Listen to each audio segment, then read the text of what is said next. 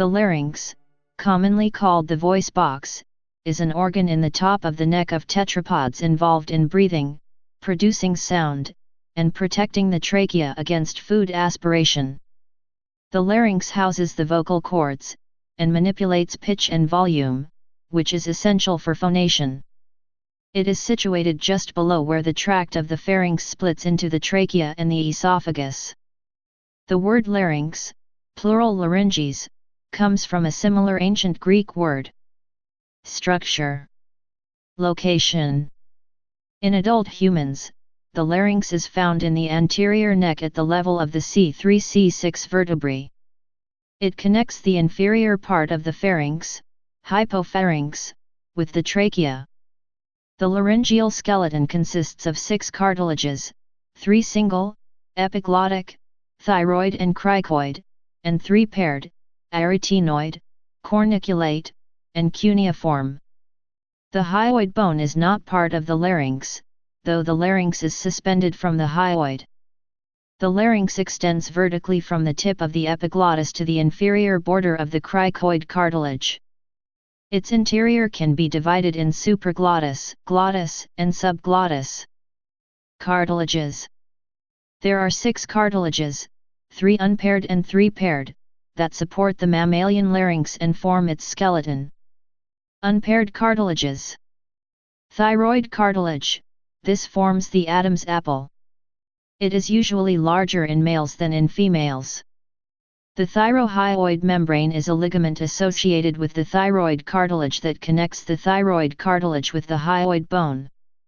Cricoid cartilage, a ring of hyaline cartilage that forms the inferior wall of the larynx. It is attached to the top of the trachea. The median cricothyroid ligament connects the cricoid cartilage to the thyroid cartilage. Epiglottis, a large, spoon-shaped piece of elastic cartilage.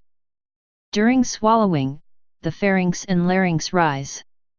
Elevation of the pharynx widens it to receive food and drink. Elevation of the larynx causes the epiglottis to move down and form a lid over the glottis, closing it off. Paired cartilages. Arytenoid cartilages. Of the paired cartilages, the arytenoid cartilages are the most important because they influence the position and tension of the vocal folds. These are triangular pieces of mostly hyaline cartilage located at the posterior-superior border of the cricoid cartilage. Corniculate cartilages, horn-shaped pieces of elastic cartilage located at the apex of each arytenoid cartilage. Cuneiform cartilages, club-shaped pieces of elastic cartilage located anterior to the corniculate cartilages. Muscles. The muscles of the larynx are divided into intrinsic and extrinsic muscles. The intrinsic muscles are divided into respiratory and the phonatory muscles, the muscles of phonation. The respiratory muscles move the vocal cords apart and serve breathing. The phonatory muscles move the vocal cords together and serve the production of voice. The extrinsic, passing between the larynx and parts around, and intrinsic, confined entirely. The main respiratory muscles are the posterior cricoretinoid muscles.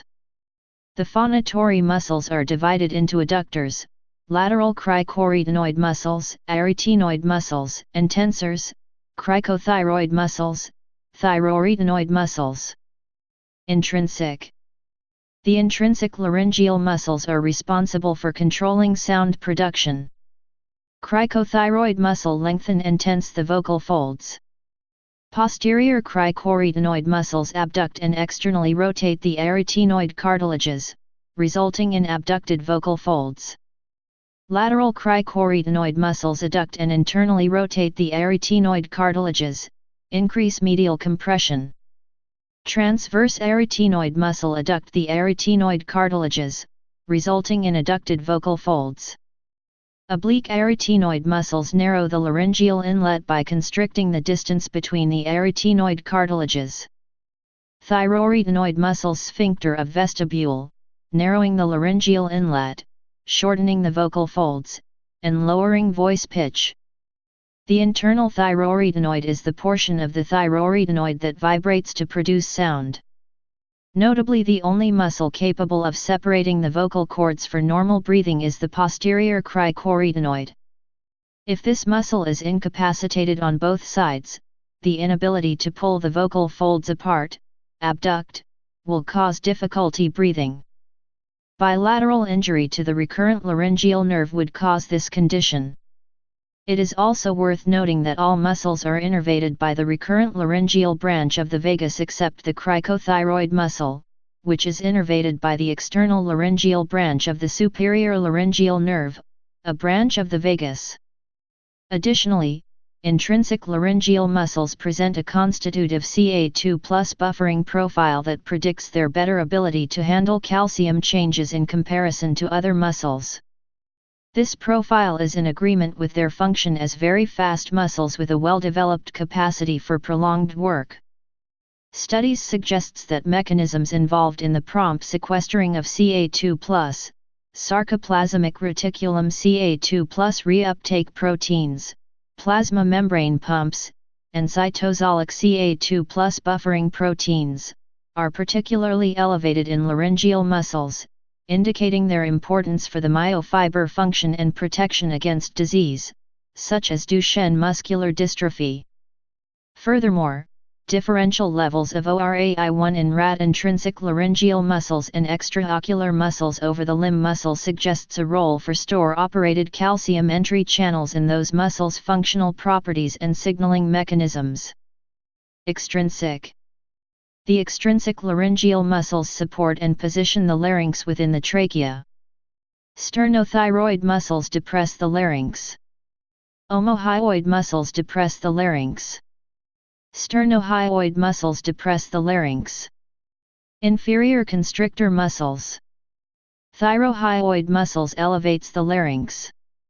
Digastric elevates the larynx. Stylohyoid elevates the larynx. Mylohyoid elevates the larynx. Geniohyoid elevates the larynx. Hyoglossus elevates the larynx.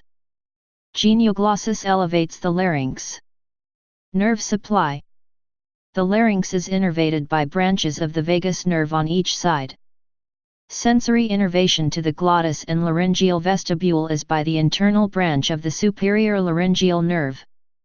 The external branch of the superior laryngeal nerve innervates the cricothyroid muscle. Motor innervation to all other muscles of the larynx and sensory innervation to the subglottis is by the recurrent laryngeal nerve. While the sensory input described above is general, visceral sensation, diffuse, poorly localized, the vocal fold also receives general somatic sensory innervation, proprioceptive and touch, by the superior laryngeal nerve. Injury to the external laryngeal nerve causes weakened phonation because the vocal folds cannot be tightened.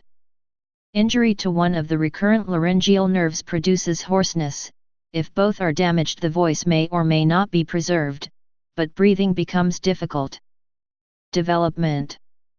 In newborn infants, the larynx is initially at the level of the C2-C3 vertebrae, and is further forward and higher relative to its position in the adult body. The larynx descends as the child grows. Function. Sound generation. Sound is generated in the larynx, and that is where pitch and volume are manipulated. The strength of expiration from the lungs also contributes to loudness. Manipulation of the larynx is used to generate a source sound with a particular fundamental frequency, or pitch. This source sound is altered as it travels through the vocal tract, configured differently based on the position of the tongue, lips, mouth, and pharynx. The process of altering a source sound as it passes through the filter of the vocal tract creates the many different vowel and consonant sounds of the world's languages as well as tone, certain realizations of stress and other types of linguistic prosody. The larynx also has a similar function to the lungs in creating pressure differences required for sound production. A constricted larynx can be raised or lowered affecting the volume of the oral cavity as necessary in glottalic consonants. The vocal folds can be held close together, by adducting the arytenoid cartilages, so that they vibrate. See phonation. The muscles attached to the arytenoid cartilages control the degree of opening. Vocal fold length and tension can be controlled by rocking the thyroid cartilage forward and backward on the cricoid cartilage, either directly by contracting the cricothyroids or indirectly by changing the vertical position of the larynx, by manipulating the tension of the muscles within the vocal folds, and by moving the arytenoids forward or backward. This causes the pitch produced during phonation to rise or fall.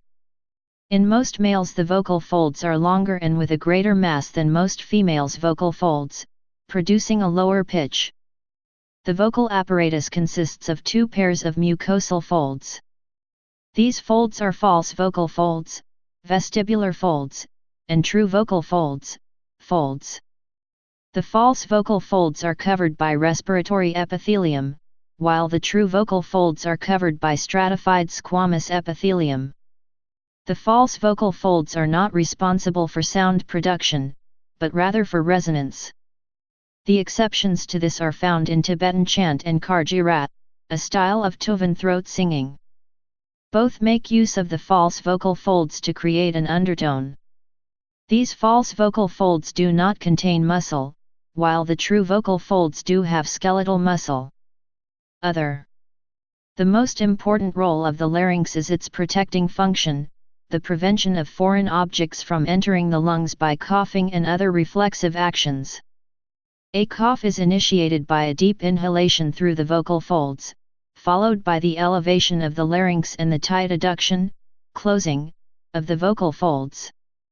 The forced expiration that follows, assisted by tissue recoil and the muscles of expiration, blows the vocal folds apart, and the high pressure expels the irritating object out of the throat.